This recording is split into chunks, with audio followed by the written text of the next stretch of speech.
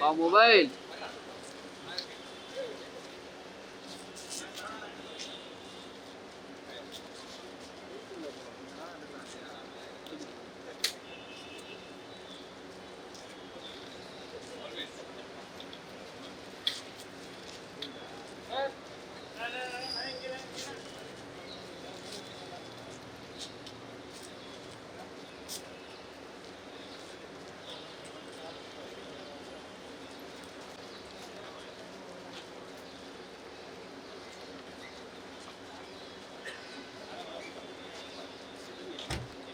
For a shit.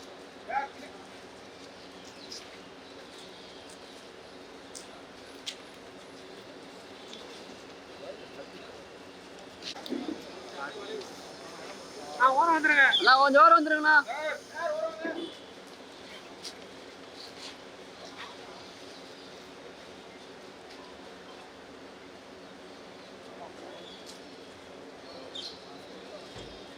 Mobile.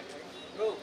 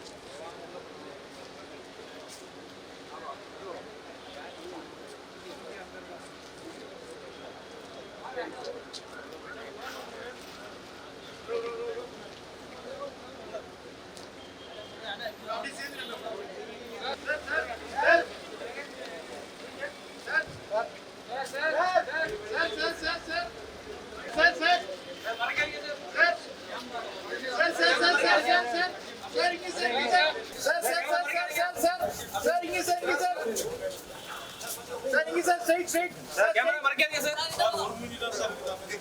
हो गया खड़े चलेगा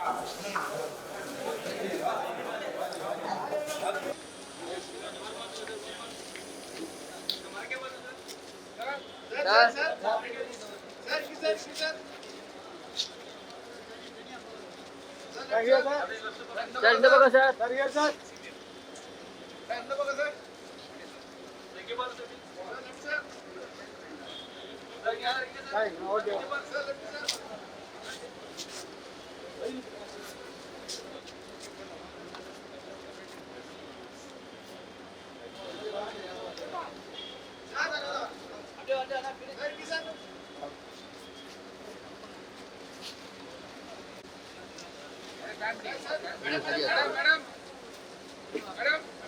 Madam.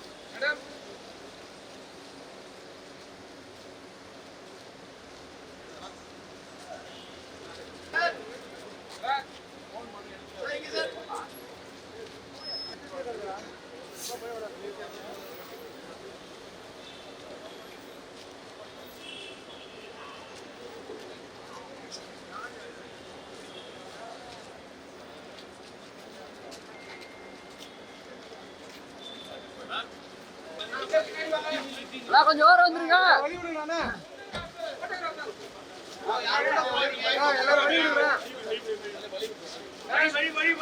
வழி சார் சார் இல்ல sir sir sir மறைக்காதீங்க.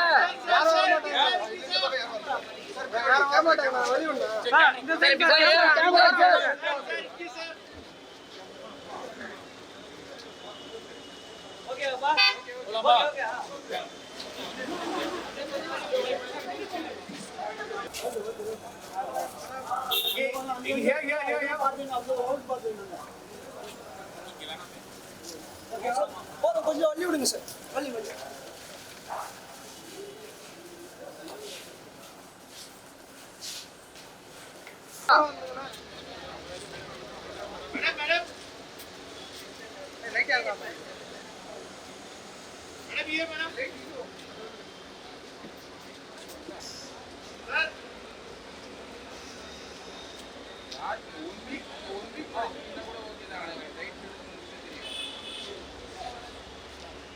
Sir side sir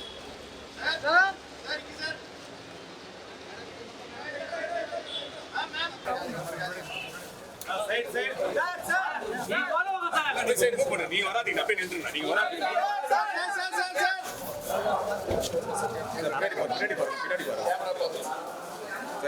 கீழே பாருங்க கொஞ்சம் பார்த்துங்க கொஞ்சம் பார்த்து வழி விடுங்க கொஞ்சம்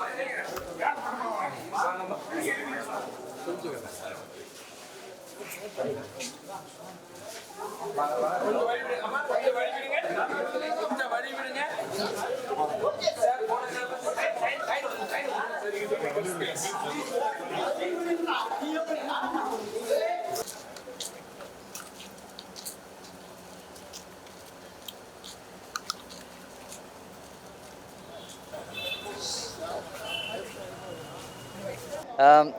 விஜயகாந்த் சார் கூட நான் நடித்ததில்லை. நான் அவர்கிட்ட மட்டும்தான் நான் நடிக்கலை.